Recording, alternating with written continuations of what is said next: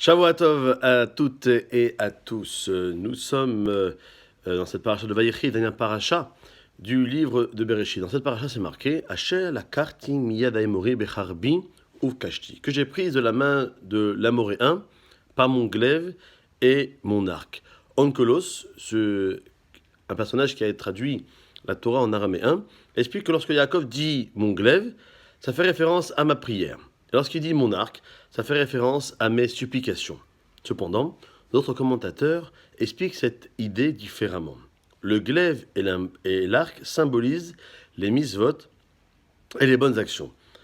Chachamim pose une question, à savoir pourquoi les sages n'ont-ils pas expliqué ce verset de façon littérale et selon son sens simple?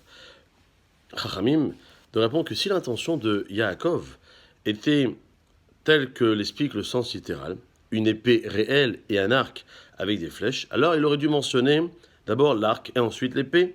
En effet, dans toutes les guerres, les soldats démarrent toujours les combats à distance en lançant des projectiles comme des flèches, puis ensuite en combattant au corps à corps, en armure, face à face, par exemple avec une épée.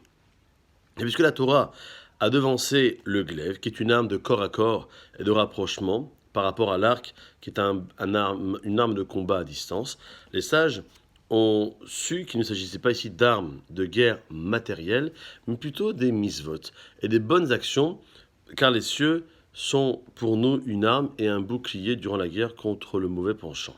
C'est ainsi que cette guerre-là est différente de toutes les autres guerres, car le mauvais penchant domine l'homme depuis l'instant où il est sorti de la matrice de sa mère jusqu'au jour de sa mort, comme c'est marqué dans le livre de Bereshit, Paracha de Bereshit, que le péché est tapi à la porte. C'est pour cela que lorsque l'homme commence à combattre, il a besoin précisément d'une épée afin de se séparer de son penchant.